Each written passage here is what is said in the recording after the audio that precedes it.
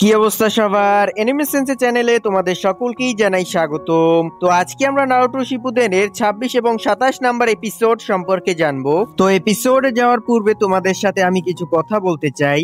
তো গাইস, তোমরা জানো যে আমি কত কষ্ট করে ভিডিও বানাই, তা আমি অনেক আগেও দুই একটা এপিসোডে তোমাদের বলেছি। তো আমার ভিডিও বানাতে খুবই কষ্ট হয়, আর যখন দেখি তোমাদের কোনো ভিউজ নাই, দুই একটা ভিউ হলে তা লাইক নাই, কমেন্ট নাই, তাহলে আমার অনেক খারাপ লাগে। আসলে কারই বা খারাপ না লাগবে বলো, যে এত কষ্ট করে ভিডিও বানানোর পরও যদি কোনো ভিউজ বা লাইক না পড়ে, কোনো সাবস্ক্রাইব না আসে, তাহলে অনেক খারাপই লাগার কথা। তো একজন ছোট ভাই হিসাবে আমি তোমাদের কাছে একটু হাত জোর করে বলছি, ভাই প্লিজ তোমরা আমার চ্যানেলটিকে সাবস্ক্রাইব করে দিও আর একটি শেয়ার করে দিও, যাতে তোমাদের সাপোর্টের কারণে আমি একটু এগিয়ে যেতে পারি সামনের দিকে। তো চলো বেশি বকবক না করে মূল ভিডিওতে চলে যাই। তো এপিসোডের শুরুতেই আমরা দেখি লেডি চিওয়া সাকুরার উপরে শাশুড়ি আগুন ফায়ার করতেছিল। সাকুরা তখন চিন্তা করে শাশুড়ির সামনে যাওয়া এখন খুবই বিপজ্জনক হয়ে গেছে। লেডি চিও তখনই পেছনের দিকে যায় আর বলে আগুন তো বেরিয়েই চলেছে। ওইদিকে শাশুড়ি তার সম্পূর্ণ জোর দিয়ে আগুন ফায়ার করতেছিল। সাকুরা বলতে থাকে আর শুধু 90 সেকেন্ড, তারপর দুজনে এখান থেকে বেরিয়ে আসে। কিন্তু শাশুড়ি তখনই লেডি চিউর উপরে আক্রমণ করে বসে। লেডি চিউ তার সাবস্টিটিউশন জুৎসুর মাধ্যমে অ্যাটাক থেকে বেঁচে যায়। লেডি চিউ সাকুরাকে বলে চলো এটাকে শেষ করা যাক, আর তখনই তিনি শাশুড়ির পাপেটের মাথাটা ছুঁড়ে মারে। কিন্তু শাশুড়ি এটা থেকে বেঁচে যায় আর বলে এসব ঠিক কোনো কাজই আসবে না, এই বলে অ্যাটাক করা শুরু করে। সাকুরা তখন মনে মনে বলে এই অ্যান্টিডিউটের ইফেক্ট শুধুমাত্র 1 মিনিটই থাকবে না। তখনই শাশুড়ি তার ফায়ার দিয়ে অ্যাটাক করে। সাকুরার কাছের পাথরটি ফেটে যাওয়ার আগে সাকুরা ওখান থেকে সরে যায়। শাশুড়ি ওদের দুজনের উপরে ফায়ার দিয়ে অ্যাটাক করতে থাকে, কিন্তু লেডি চিউ সাকুরা ওখান থেকে বেঁচে যায়। শাশুড়ি তখন বলে তোমরা আর কতক্ষণ এদিক ওদিক বেরাবে। ওইদিকে সাকুরা বলতেছিল আর মাত্র 20 সেকেন্ড বাকি আছে, কিন্তু তখনই শাশুড়ি তার অস্ত্র দিয়ে অ্যাটাক করে, যে কারণে সাকুরা অনেক খারাপ ভাবে আঘাত পায়। তখন সাকুরা বলে আর শুধুমাত্র 15 সেকেন্ড আছে। তারপর আমরা শাশুড়িকে দেখে লেডি চিউর দিকে এগোতে থাকি। সাকুরা তখন ওইদিকে দৌড়তে শুরু করে, আর শাশুড়ির গায়ে যে দড়ি বাঁধা ছিল ওটা ধরে ফেলে এবং টানতে শুরু করে। শাশুড়ি তখন বলে এই পাগল মেয়েটা এটা কি করছে। সাকুরাকে দেখা যায় তার সম্পূর্ণ শক্তি দিয়ে দড়িটাকে টানছিল। শাশুড়ি লেডি চিউর কাছে প্রায় পৌঁছেই গিয়েছিল, কিন্তু দড়িটা শেষ হয়ে যাওয়ার কারণে আটকা পড়ে যায়। সাকুরা একটা জোরে টান দিয়ে শাশুড়িকে টেনে নিয়ে আসে, আর ফাইনালি সময় থাকতেই সাকুরা শাশুড়িকে একটা ঘুষি মেরে টুকরো টুকরো করে ফেলে। সাকুরা তখন বলে ভালো হয়েছে যে সময় শেষ হওয়ার আগেই আমি এটাকে হারাতে পেরেছি। লেডি চিউ বলে সাকুরা তুমি এটা করে দেখিয়েছো। বাইরের দৃশ্যে দেইদারাকে বলতে দেখা যায় এই বাচ্চাটা কিভাবে এত শান্ত হয়ে গেল, নিশ্চয়ই ও কোনো প্ল্যান করতেছে। নিচে নারুটো বলে কাকাশি সেন্সে আপনার কাজ হয়েছে। কাকাশি সেন্সে বলে থামো একটু নারুটো, তোমার মতো আমার এত চাকরা নেই। এদিকে গুহার ভিতরের দৃশ্যে দেখা যায় সাকুরা এখান থেকে যেতে শুরু করেছে, কিন্তু তখনই একটা আওয়াজ শুনতে পায়, আর আমরা জানতে পারি শাশুড়ি নিজের ভাঙা টুকরোগুলোকে নিজেই ভালো করে জোড়া লাগাতে থাকে। লেডি চিউ তখন বলে আমি ঠিকই ধরেছিলাম, ও অত সহজে মরার বান্দা না। আর এটা বলার সাথে সাথে উনি আবার তার হাতটাকে জোড়া লাগিয়ে দেয় আর নিজের ব্যাগ থেকে স্ক্রল বের করে বলে আমি এটা চিন্তাও করিনি আমার এটাকে ব্যবহার করতে হবে, কিন্তু তোমার বিপক্ষে আমি এটা অবশ্যই ইউজ করব। লেডি চিউ স্ক্রল থেকে কিছু একটা বের করে। আমরা দেখি লেডি চিউর পাশে অনেকগুলো পাপেট আসে। তখন শাশুড়ি বলে এটার ব্যাপারে আমি অনেক শুনেছিলাম, এটা দিয়ে আপনি পুরো একটা মহল ধ্বংস করে ফেলেছিলেন। যাই হোক, তখন শাশুড়ি নিজের একটা স্ক্রল বের করে।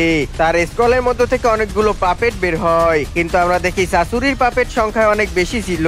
শাশুড়ি বলে আমি আমার পাপেট গুলোকে ব্যবহার করে সম্পূর্ণ মেনশনকে ধ্বংস করেছি।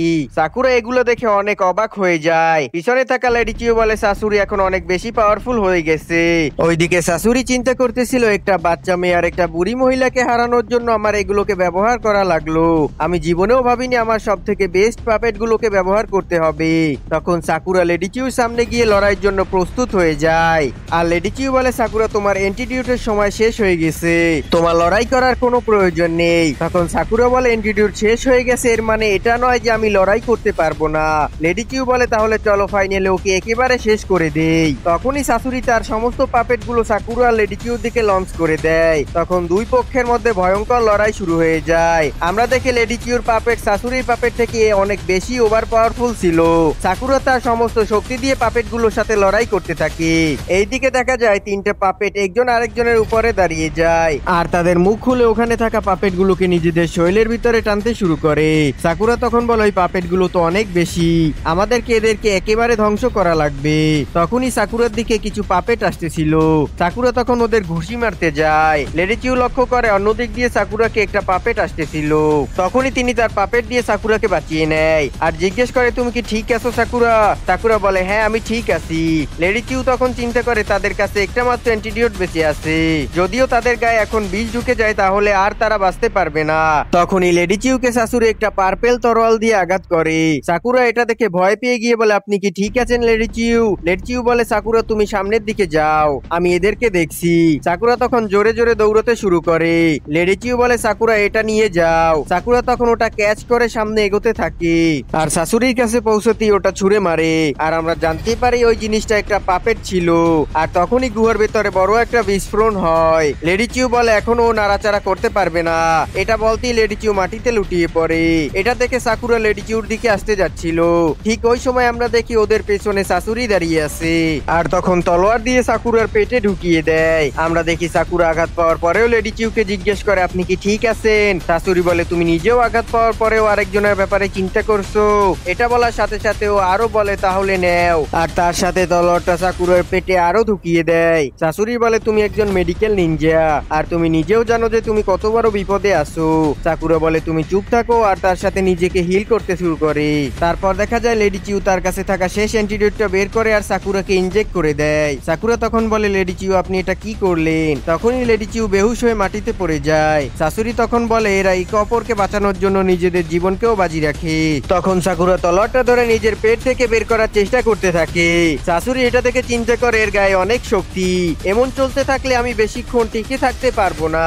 তখন শাশুড়ি নিজের হাতকে আলাদা করে পেছনে গিয়ে বলে এখন তুমি শেষ। এটা বলে সাকুরার উপরে হামলা করতে যায়। তখনই লেডি চিউ তার চাকরা ব্যবহার করে আর দুইটা পাপেট তার শাশুড়ির বুকের ভিতরে তলোয়ার ঢুকিয়ে দেয়। শাশুড়ি তখন ভয় পেয়ে যায়। আমরা দেখি মেন হৃদয়ের মতো জিনিসটা যেটা ছিল ওটাতেই তলোয়ার লেগে গিয়েছে।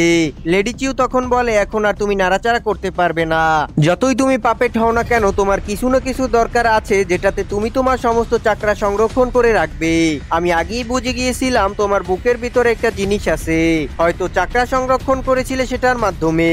সাকুরা তখন দুর্বলতার কারণে মাটিতে পড়ে যায়। লেডি চিউ সাকুরার কাছে যায় আর তার পেটে থাকা তলোয়ার বের করার চেষ্টা করে আর ফাইনালি সাকুরার পেট থেকে তলোয়ারটা বের করে ফেলে এবং সাকুরাকে মেডিকেল জুৎসুর মাধ্যমে সাকুরার আঘাত ঠিক করতে থাকে। শাশুড়ি বলে এখন অনেক লেট হয়ে গেছে, আমি জানি আপনি একজন মেডিকেল নিনজা, তাই আমি জেনে শুনে ওর শরীরের এমন জায়গায় আঘাত করেছি যেটা হিল করা সম্ভব না। লেডি চিউ বলে আমি এই আঘাত খেয়ে ঠিক করে ফেলেছি আর এখন আমি যা করছি এটা হলো রিঅ্যানিমেশন জুৎসু। শাশুড়ি অবাক হয়ে বলে রিঅ্যানিমেশন জুৎসু? লেডি চিউ বলে এই জুৎসুটা আমি শুধু তোমার জন্যই বানিয়েছিলাম, এটা আমার বানাতে অনেক বছর সময় লেগে গিয়েছে আর এই জুৎসু শুধুমাত্র আমি ব্যবহার করতে জানি। আমরা দেখি সাকুরার জ্ঞান ফিরে এসেছে। লেডি চিউ বলে এই নিনজুৎসু ব্যবহার করে আমি যে কাউকে বাঁচিয়ে তুলতে পারি, সেটা পাপেটই হোক না কেন, কিন্তু এই স্বপ্ন আমার স্বপ্নই রয়ে গেল। শাশুড়ি বলে যত সব ভুয়া কথা। অতীতের দৃশ্যে দেখা যায় লেডি চিউ আর শাশুড়ি দাঁড়িয়েছিল, তারা শাশুড়ির বাবা মাকে বিদায় দিচ্ছিল। কিছুদিন পর লেডি চিউ জানতে পারে শাশুড়ির বাবা মা লিভ ভিলেজের হোয়াইট ফ্যাং এর হাতে মারা গেছে। ভেতরে শাশুড়ি ঘুমাচ্ছিল, শব্দের কারণে সে ঘুম থেকে উঠে যায় আর লেডি চিউকে জিজ্ঞেস করে আমার বাবা মা কি চলে এসেছে? লেডি চিউ বলে এখনো তো না, কারণ ওরা তাদের নতুন মিশন পেয়েছে, তাই ওরা এত তাড়াতাড়ি বাড়ি আসবে না। এদিকে শাশুড়িকে দেখা যায় তার বাবা মায়ের জন্য অপেক্ষা করতেছিল জানালার বাইরে দাঁড়িয়ে। আর কিছুদিন পর সে তার বাবা মায়ের পাপেট বানায় আর ওদের সাথে দিনরাত খেলাধুলা করতে থাকে যাতে ওর নিজের বাবা মার কথা মনে না পড়ে। বর্তমান সময়ে দেখি শাশুড়ি বলে দাদি তুমি কবে থেকে দুর্বল মনের মানুষ হয়ে গেলে? সাকুরা তখন যেমন তেমন করে উঠে বসে। শাশুড়ি তখন বলে কিন্তু দাদি এই রিঅ্যানিমেশন জুৎসুর কারণে তো আপনার মরে যাওয়ার কথা ছিল, আপনি এখনো কিভাবে বেঁচে আছেন? লেডি চিউ বলে কারণ সাকুরা বেঁচে ছিল, তাই এই জুৎসু করাতে আমি মারা যাইনি। শাশুড়ি বলে তাহলে তো এটা খুব খারাপ হলো।